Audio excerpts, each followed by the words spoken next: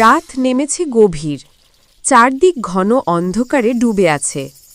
দূরে শোনা যায় ঝিঝি পোকার ডাক, আর আকাশে ভাসছে কালো মেঘের দল। বিদ্যুতের ঝলকানিতে মাঝে মাঝে আলোকিত হয় পুরো গ্রামের শালবন। গ্রামের এক কোণে থাকে বৃদ্ধ নুরু মিয়া, শান্ত, নিরিবিলি, তার জীবনের মতোই। ছোট্ট টিনের ঘরে লণ্ঠনের আলো মিটমিট করে জ্বলছে। বাইরে কুকুরের ডাকে বাড়ছে রাতের ভৌতিকতা। হঠাৎ ঠক ঠক ঠক। নুরু মিয়া চমকে ওঠেন। এই রাতে কে দরজায়?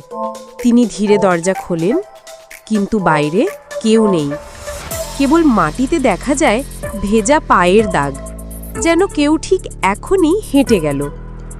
সন্দেহে নুরু মিয়া লণ্ঠন হাতে বেরোলেন। বাতাসে অদ্ভুত এক কান্নার শব্দ। রাত যেন আরো ভারী হয়ে উঠছে। তিনি হাঁটতে থাকেন বাঁশঝাড়ের দিকে। বাঁশঝাড়ে পৌঁছতেই বাতাস থেমে গেল। চারদিকে এক শীতল নিস্তব্ধতা। লণ্ঠনের আলো কেঁপে উঠছে, যেন ভয়ে কাঁপছে আলো। হঠাৎ সামনে দাঁড়িয়ে থাকা এক লম্বা সাদা পোশাকের ছায়া, মাথা নিচু, চুল লম্বা। নুরু মিয়ার নিঃশ্বাস বন্ধ হয়ে আসে ভয়ে। ধীরে ধীরে ছায়াটা মাথা তোলে, আর দেখা যায় দুটি জল জলে লাল চোখ। কর্কশ গলায় সে বলে, কেন এলে? আমার জায়গায় কেউ আসে না। মুহূর্তেই ছায়াটা মাটি ছেড়ে ওপরে ভেসে ওঠে। সাদা পোশাক বাতাসে উল্টাপাল্টা নড়ছে, আর বাঁশঝাড় দুলে উঠছে অস্বাভাবিক জ্বরে। নুরু মিয়া আর থাকতে পারলেন না। লণ্ঠন ফেলেই দৌড় দিলেন প্রাণ বাঁচাতে।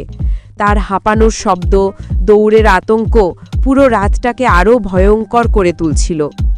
বাড়ির দরজায় পৌঁছেই দেখলেন দরজাটা নিজে থেকেই আস্তে আস্তে বন্ধ হয়ে গেল।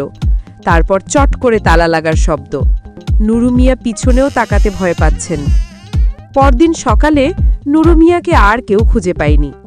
গ্রামের লোকজন বলে, রাতে বাঁশঝাড়ে আবার শোনা যায় সেই কান্নার শব্দ, আর কারোর পায়ের ধীর চাপা হাঁটার আওয়াজ, যেন কেউ এখনো কাউকে খুঁজছে।